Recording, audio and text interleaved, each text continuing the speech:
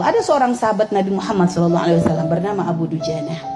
Abu Dujanah itu adalah seorang sahabat Nabi yang subhanallah fakir.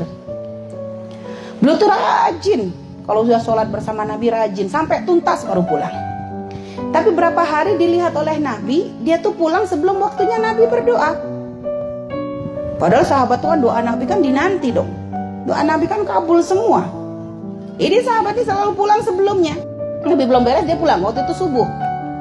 Sehingga akhirnya Nabi pun penasaran, karena Nabi tuh perhatian ibu. Nabi tuh padahal segitu banyaknya sahabat, tapi Nabi tuh memang karena Nabi tuh benar-benar jadikan sebagai rahmat lil alamin. Nabi tuh teliti dengan kondisi sahabatnya, dengan apa yang dirasa sahabatnya. Nabi tuh perhatian. Sehingga akhirnya waktu ketemu di hari berikutnya ditanya sama Nabi, "Ya Abu Dujanah, kenapa kamu aku lihat berapa hari ini pulangnya kok buru-buru? Kamu gak ada hajat tak dengan Allah? Kamu gak ada hajat tak?" Akhirnya dia nangis. "Ya Rasulullah, hajatku banyak." "Ya terus kenapa kamu buru-buru pulang? Kenapa gak tenang dulu? Mungkin nunggu sampai isyraq, sekalian duha." Pengennya Mbak begitu katanya. "Tapi ya Rasulullah, aku ada sebab." "Apa sebabnya?" katanya. "Ya Rasulullah, kami tuh keluarga fakir. Kami tuh sering kali gak makan. Dan saya tuh punya anak-anak kecil yang mereka pun sering kelaparan." Waktu itu Abu Dujanah tuh mengatakan, "Pagi hari ketika aku pulang dari masjid ya Rasulullah, aku melihat anakku itu mengambil buah kurma yang jatuh, yang pohon kurmanya itu adalah milik tetanggaku." Jadi tetangganya tuh punya pohon kurma tuh lebat banget. Kalau pagi namanya buah tuh jatuhan di bawah kan gitu ya. Pagi itu kan buah tuh kan berjatuhan. Aku lihat waktu itu anakku kok ngambil buah-buah yang jatuh di bawah karena anak kecil lapar. Ya, jadi dia langsung main dimasukin aja ke mulutnya. Dan aku begitu melihat anakku mengambil kurma tersebut ya Rasulullah, aku kejar, aku lari, aku ambil anakku, lalu aku ambil buah yang ada di mulutnya tadi, aku muntahkan, aku keluarkan ya Rasulullah. Dan aku katakan kepada anakku, "Nak, jangan sampai kamu mempermalukan abahmu nanti di akhirat dengan memasukkan sesuatu yang gak halal ke perutmu." Lihat, seorang bapak, kayaknya kalau kita melihat mengeluarkan sampai anak dimuntahin begitu kok kayaknya kejam. Tapi ternyata apa? Oh, ini benar-benar bapak yang cinta anak. Nah, jangan sampai kamu mempermalukan bapak di akhirat dengan sesuatu yang gak halal di perutmu. Nabi bu dengar kisah dari Abu Dujanah itu nangis Nabi Muhammad SAW. Nabi merasakan sakitnya, sedihnya. Seorang bapak melihat anaknya kelaparan, dia gak bisa berbuat apa-apa. Sudah begitu anaknya kok ngambil sesuatu yang haram, terpaksa harus dimuntahkan. Padahal mungkin efeknya anak akan menangis, anak lapar. Setelah itu ya Rasulullah, aku ambil itu buah yang jatuh semuanya, aku berikan semuanya kepada tetanggaku. Dan aku minta maaf atas apa yang sudah sempat dimakan oleh anakku.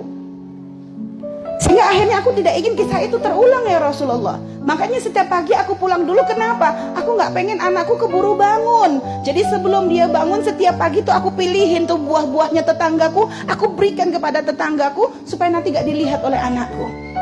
Karena ibarat kalau sudah melihat tapi gak bisa makan tuh lebih ngenes. Karuan gak ngelihat kan begitu bu? Karuan gak ngelihat. Jadi ngelihat tapi gak bisa dapat tuh ngenes. Makanya begitu bela-belain pulang dulu, menjaga anak jangan sampai memasukkan sesuatu yang haram. Ya Allah, itu para sahabat Nabi kita Nabi Muhammad SAW. Sekarang berapa banyak orang tua yang katanya cinta dengan anak.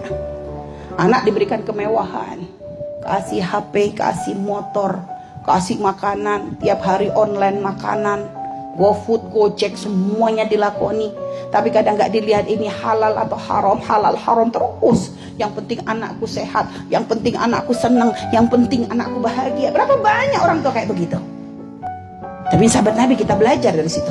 Akhirnya Nabi subhanallah, di kisah itu akhirnya Nabi coba nawar kepada tetangganya Abu Dujanah. Didatangi tetangganya Abu Dujanah yang ternyata adalah seorang munafik.